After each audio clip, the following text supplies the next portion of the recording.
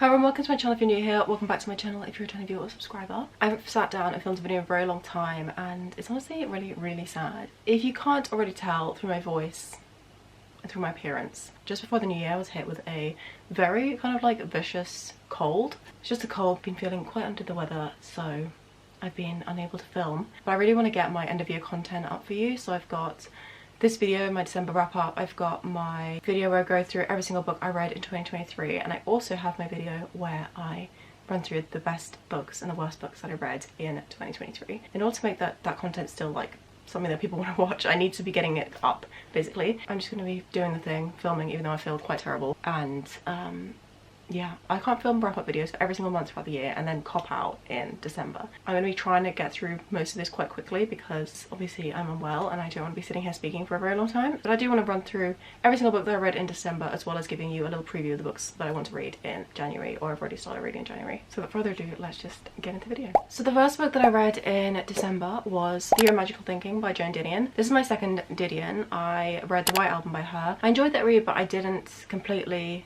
love it. I didn't fully connect with every single essay that was in it, because it was an essay collection. I also found that the major problem that I had with it was that the book was lacking a kind of personal touch from Didion. This book is entirely personal. It's about the year in which, it actually is across a couple of years, in which Joan Didion's daughter fell very unwell and her husband had a fatal coronary across that period of time as well. In typical kind of Didion style, she is very blunt with what she's trying to say. Her writing is quite dry, so mixing that style of writing with a very personal, very difficult account of her life, and like honestly the hardest part of her entire life, was a very kind of like interesting combination of things. And I think she really kind of shone within this work, within this kind of like more analytical approach to something so deeply kind of invasive to her own life. I gave this book 4.5 stars overall. I did find that it was slightly repetitive. It's very much just like a cycle of the same thing over and over. Obviously I find it difficult to criticize any sort of memoir because again it's that whole thing about what right do I have to criticize someone's life essentially, but you do have to kind of look at memoirs through the lens of like what value does it bring to the reader. I know like it's great for Didion to have written this and to have worked through her feelings and her thoughts in the written form, because that's, you know, that's her preferred medium, but it does have to have some sort of value to the reader. I can definitely imagine that it would be a comfort to those who are grieving or who have grieved. And to someone who's never kind of experienced a personal grief, I found it was very eye-opening to kind of understand this like level of suffering and like the intricacies of suffering for someone who is grieving. I actually think that while this book could be quite triggering for anyone who's kind of like experienced that or been around people who are experiencing it or have experienced it, I think that the way that she approaches this topic is actually so kind of like to the point and so kind of on the nose that I can imagine it wouldn't actually be as triggering as it might seem to be. I would still go into this with a bit of a careful tread if grief is something that you're currently wrestling with. But I do think this is a book that is valuable at whatever stage you are at within the grief process, or whether you have never grieved at all. This book is kind of all the more poignant, A, because Joan Didion is no longer with us. I actually picked this book up on the anniversary of her death. It added like a whole new element to the story, phrasing and her words. The other thing is that I do know that Joan Didion's daughter did not make it either. She has a book called Blue Nights, which is kind of a sequel from this one, or a little bit of a companion book which explores the grief of losing her daughter. But in this book we finish with her daughter still very ill, only her husband having passed away. Having that prior knowledge about the eventual kind of like end of the course of the daughter's story, it made this book a lot sadder, I think. But yeah, that is Theory of Magical Thinking. I still very much enjoyed it. I know that's a funny thing to say, but I did think it was a really fantastic piece of work, and I gave this 4.5 stars. Next up, I read The Ballad of Songbirds and Snakes by Suzanne. This is the prequel book to the Hunger Games series that came out 10 years or just under 10 years before the release of after the release of the original trilogy. In this book we're following Coriolanus Snow, who is the president of the Hunger Games in the original like timeline. This is his kind of like origin story, kind of like why he rose to power within the world, but also why he had his like essential like moral downfall, his road to villainy. I did an entire one book focused reading vlog on this book that's completely spoiler free, so I'd recommend watching that video if you are actually interested in this in more depth than I'm going to explain to you here. But I don't know, I had a bit of mixed feelings about this. I think I didn't really know how to feel. It's definitely too long. It's around 500 pages and it just definitely did not need to be that long. I originally chose to pick this book up in November because I was interested in watching the film adaptation. I still am interested in doing that. I gave the original trilogy 5 stars at the time, and I actually gave the first book 5 stars on the reread. I have a vlog rereading that book as well. It didn't have the same kind of feeling, it didn't have the same kind of like concise, captivating, action driven writing style that I had known Suzanne Collins for. So yeah, overall I was disappointed with this book. I found it interesting that it did explore the kind of philosophical motivation behind the games, but I also didn't think it was explored in enough detail. I had a number of issues with this basically, and I don't think I would have bothered with this book had I known how I'd felt the other side of it. I gave it 3 stars overall, so it's not a bad rating. I think that it might be better to just skip this and watch the film, honestly, which I know is such a sacrilegious thing to say within the book community, but I think in this case it might be warranted. Next up, I read One Christmas by Truman Capote. This is a little short story within this collection that I got gifted for Christmas actually. This is A Christmas Memory. It's a bind up of a bunch of short stories of his. How many? 5 of them. I read this little short story on Christmas Day or Boxing Day or something like that. I just wanted something festive in the mood. We had a lot of downtime on those couple of days, like post-Christmas or even during the afternoon of Christmas after we'd done the presents and before we'd done the dinner. I sat down, quickly read it. It was only like 20 pages or something. It's about this little boy who goes to visit his father. He lives with his aunt, I believe. He goes to visit his father for the Christmas period, and they have a very funny relationship because they haven't really spent a lot of time with each other across the little boy's life. So it's a very kind of strange dynamic. It's about family, it's about Christmas in a way, but I think it has like quite a melancholic tone to it. The ending is very kind of poignant, and it is kind of open-ended. It's kind of up to your interpretation. I thought it was a solid story overall. I really like short stories that have quite a rounded plot and then leave you to think afterwards. I think that's what I look for within a short story. I think the writing just is what it is. It didn't have the same kind of depth and almost decadence that I found within Truman Capote's other work. I've read Breakfast at Tiffany's and I preferred that story overall. But I did think it was a clever story. Didn't personally completely love it, but I thought it was good. And I definitely am interested in picking up the other works within this collection. So overall I gave that one a 4 stars. Next up, I read Confess by Colleen Hoover. My first Colleen Hoover and my only Colleen Hoover.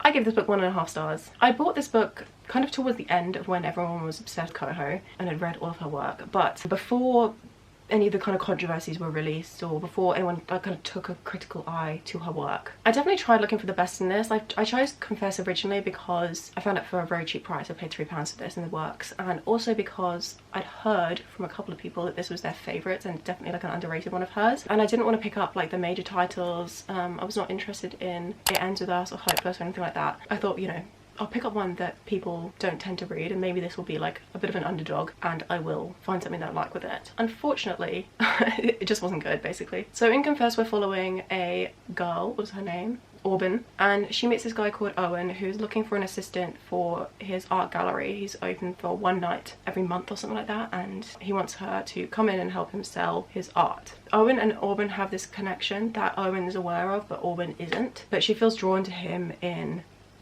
this way. The whole book is kind of about fate, and there's so many links to like Auburn and Owen essentially being like these long lost soulmates. But the thing is that the two are keeping a bunch of secrets from each other, and there's so many like dramatic, ridiculous elements to the story that just like, it's just the thing that I heard about Coho, about how every single one of her characters has some like deep set trauma. We love to see characters that have like flaws and nuance to them, but there were some really crazy traumatized events within this. I think it makes a lot of sense why people who picked up books for pretty much the first time in their lives got on well with Coho's books originally. Her books are quick, they're very much to the point, they're easy to read. She uses very, very simplistic writing. They're very engaging because of how dramatic they are, but they're not good.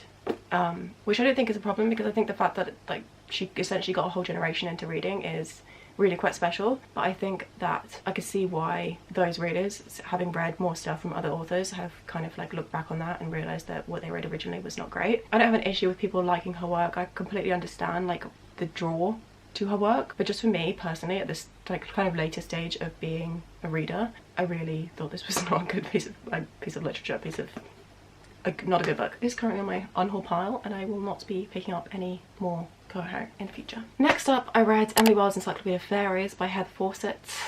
This was another disappointing read for me. I picked this up on Kindle and I actually ended up finishing it on audiobook. I read it via Spotify's audiobook system. I read it on 3 times speed on the 31st of December because I was just desperate to get it done basically. But this book is a cozy fantasy book. We're following Emily Wilde as she is researching a species of fairy in this kind of like distant land set up in the mountains, set in a snowy region. I really like the setting and I like the characters in the land that she was in. I didn't love Emily Wilde. I didn't love Bumblebee, who's her kind of like work, not nemesis, but just like a co-worker who she doesn't get on the best with. I think the characters were quite unlikable actually, and not in a way that kind of made them like seem fleshed out and like people you might, you know, encounter in the world. There wasn't really anything redeeming to them. The major problem I had with this book is that it was just so incredibly boring. I was really disappointed because cozy fantasy, like the whole idea of that just seems something that would be really appealing to me. I love fantasy, and I love fantasy specifically for the vibes, and I thought that's exactly what this book would be. It would be like a pretty much no plot, just vibes book. Within the genre of fantasy seems like my dream, but unfortunately it was just dull. It's a book that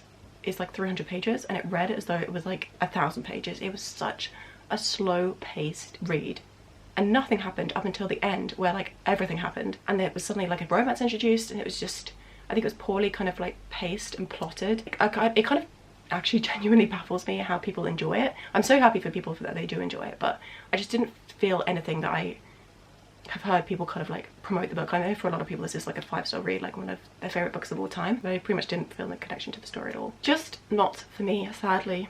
I'm very glad to have bought it for 99p on Kindle, but I won't be purchasing a physical copy, and I won't be continuing the series because this is the first book in a series. Okay, and then in the final 20 minutes of reading on New Year's Eve, before a little party on New Year's Eve, I read Fangs.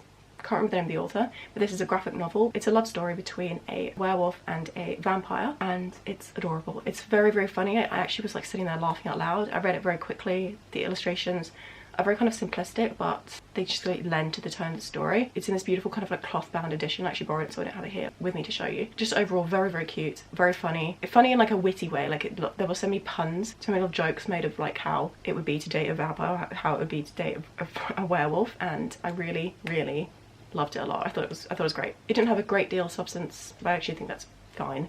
And I give it 4 stars. I would definitely recommend that one. Those were all the books that I read in December. That was 1, 2, 3, 4, 5, 6 books. Mixed reading month. I'm very happy to have read my Didion of the year. I'm aiming to read at least one of her books per year, and I snuck it in the final month. There are a bunch of books I didn't like, but thankfully we're into 2024 and I'm already enjoying what I'm reading. Like, I'm reading a book that I honestly think will be a 5-star, which is so exciting. I'll give you a little sneak peek of that now because we're going to run through all the books that I hope to get to in January, or at least pick up in January, or the books that are on my radar for January. So first up, my major focus for the month is to read House of Sky and Breath by Sarah J Maas. This is the second book in the Crescent City series. Book 3 in the series comes out on the 30th of January, I believe it is. I believe that's the date. And I want to be picking up around there, so I want to read this one this month. This is my #1 focus, #1 priority. Anything else is secondary to this. I am about 40 pages into this, 41 pages, and very much enjoying so far actually. I want to say like kind of more so than the first book, which I don't want to talk too early because this is a massive book. It's 800 pages and I really have not even dipped my toes into it at all. So